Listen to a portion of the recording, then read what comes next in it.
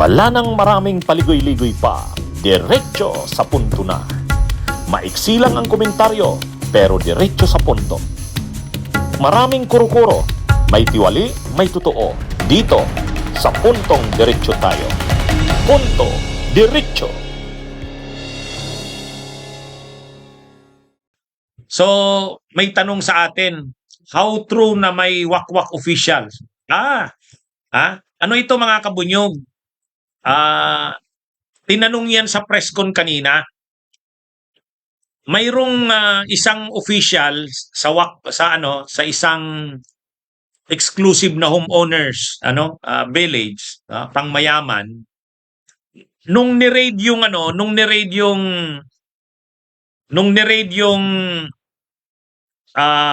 KTV bar, naabutan yun doon sa Blue Hotel, may kasamang babae. Nag-cover pa nga ng muka yung babae pagbukas ng pinto. Yun, pinusasan yun ng mga otoridad, ng ni-raid ng NBI yun. Tuloy nakakuha ng atensyon yun ng media. Kasi kilalang negosyante yun, parang Filipino-Chinese. Tinanong kanina yun, kakasuhan po ba yung Filipino-Chinese? Pinangalanan ng media hindi ko lang kasi natandaan yung pangalan. Sir, Gio po from TV5. Ako Florence Tan, isa sa mga kaabutan yung nag-raid tayo sa ATV bar. What happened to him? Bakit hindi po siya na-aresto? Kasi ngayon, balak din po siya na. Na-aresto po siya nun. Na-aresto po. Okay. Na-aresto po siya nun. Dinala po siya dito. Pero what happened, sir, after that? Napailan po siya ng kaso rin. Pero hindi po siya dito nakapasok dahil ito po yung corporate destruction yung kakasuhan. Bukas po kasama rin po siya sa kakasuhan. Okay. Qualified. Hindi po, iba po yung kaso kung papasok sa kanya. Papasok po yun sa trafficking pa rin, pero tinitingnan natin yung elemento sa solicitation po. Kakasuhan po ba yung Filipino-Chinese? Bakit parang wala na kaming naririnig doon? Ay di ba naaktuhan yan noon nang ni-raid yung KTV bar at saka yung Blue Hotel? Sabi ni Director Matibag, kakasuhan daw yun bukas. Kasama daw yun. Kaya, mga kabunyog yan yung assurance ni Director Matibag. Yung Filipino-Chinese na naaktuhan nung araw na ni-raid yung Blue Hotel at yung KTV bar, kakasuhan pa rin bukas. Bukod kila Mike Defensor at kila Julie Defensor, kakasuhan din yung naaresto na yun. Naaresto daw yun Pero hindi naman daw ang kaso nun qualified human trafficking, parang solicitation lang. Nag-solicit siya ng prostitution. Kaya medyo yun, simple human trafficking. So yan mga kabunyog, mga kababayan, abangan natin bukas kasi papangalanan na ng NBI kung sino-sino yung mga kakasuhan nila. Basta't ang sinabi ni Director Matibag kanina, pati yung Filipino-Chinese na naaresto nung ni-raid yung Blue Hotel at KTV bar, naaktuhan kasi yun, nasa loob mismo ng kwarto Tapos nung pinabuksan ng NBI yung kwarto, lumabas yung lalaki, Filipino-Chinese. May babae doon sa loob ng kwarto, nagtakip ng mukha. O yun, kasi may kasamang media yung NBI nang ni-raid nila yung KTV bar at saka yung Blue Hotel O kaya alam ng publiko yun, hindi yun maitatago. Kaya nagtatanong ngayon yung media, ano po bang nangyari doon sa Filipino-Chinese? Kilalang negosyante daw yun. Sabi ni Director Matibag, kakasuhan pa rin yun. Bukas, kakasuhan daw yun. Bagamat hindi daw tulad ng kaso kila Mike Defensor at kay Julie Rose Defensor. Kasi simple trafficking lang naman yun. Kaya ito. So marami tayong aabangan bukas mga kabunyog. Marami tayong aabangan. Pero si JB Ejercito, ang alam ko, nung katatapos lang ng raid nitong KTV bar na ito at saka yung Blue Hotel, nagdeklara si JB Ejercito na magpapatawag sila ng Blue Ribbon ng hearing. Sabi niya, magpapatawag ang Senado ng investigation in aid of legislation tungkol doon. Kasi nga maraming violation ang maraming paglabag ang nagawa dito, krimen. At may mga involved pang mga kilalang tao, lalo na yung may Filipino-Chinese na negosyante na involved doon. naaktuhan. Kaya sabi ni Senador JB Ercito, magpapatawag ng investigation in aid of legislation. Ay wala pang nangyayari. Wala pang nangyayari. Kaya nga tayo sabi natin, dapat ituloy 'yun. Hindi malilimutan ng taong bayan yung sinabi na 'yon na magpapatawag ng investigation. Bakit parang nakalimutan na?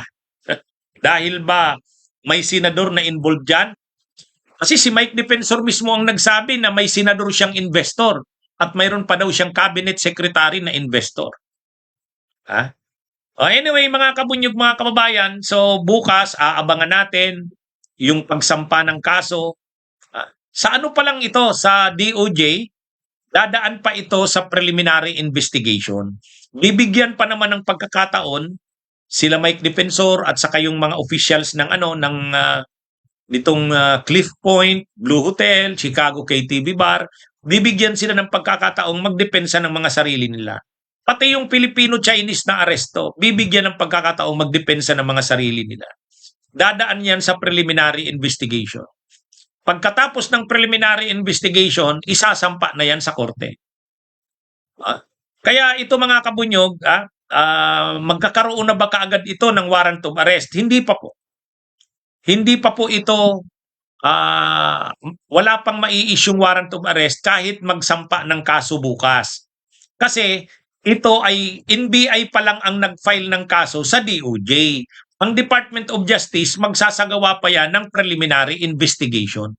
Pero ang preliminary investigation, mabilis na lang yan. Kasi ang kinukuha na lang dyan, yung side ng mga respondents, yung mga pinapangalanan. Shout out kay Raulim sa Urdaneta City, Pangasinan.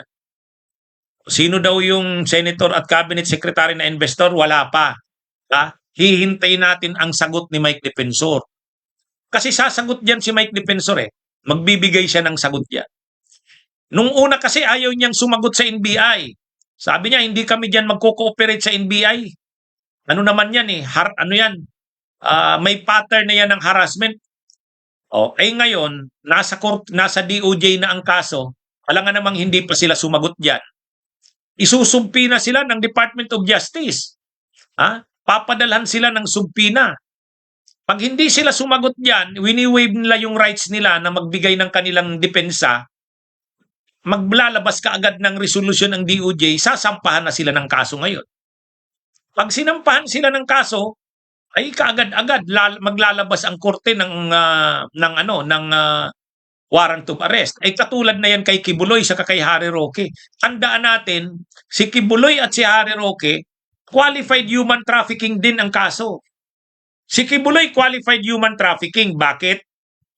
Ay ginamit niya yung sekta ng relihiyon niya para mag-recruit ng mga miyembro. Tapos yung mga miyembro, lalo na kabataan, kababaihan, pinaglilimos niya, pinagbebenta ng kung ano-anong produkto. Pagkatapos yung mga minors, nandun, ginawa niyang parang sex slaves, tagapaligo sa kanya, at ini-engage sa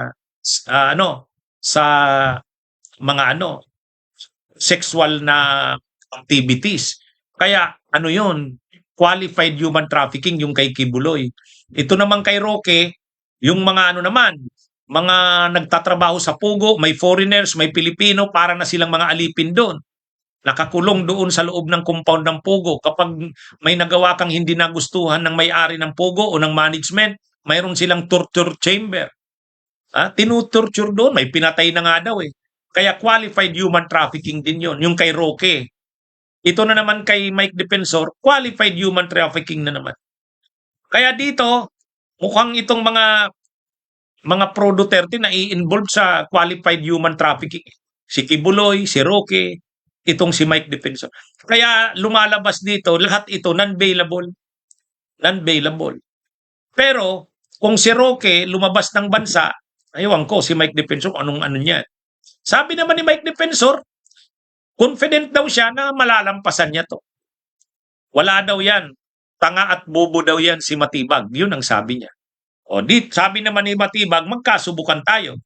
Okay, mga kabunyog, mga kabayan, shout out sa inyo. Ito po ang ating kape at kwentuhan.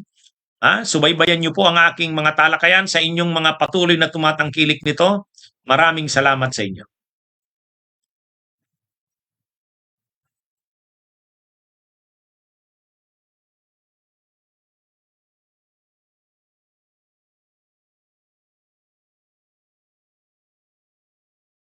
Bunyog, halikan na kasama ka. Bunyog, kapag buklod ay may pag-asa. Luzon, Visayas, Mindanao, isa ang pananaw. Sa bagong Pilipinas ang bunyog isisigaw. Bunyog,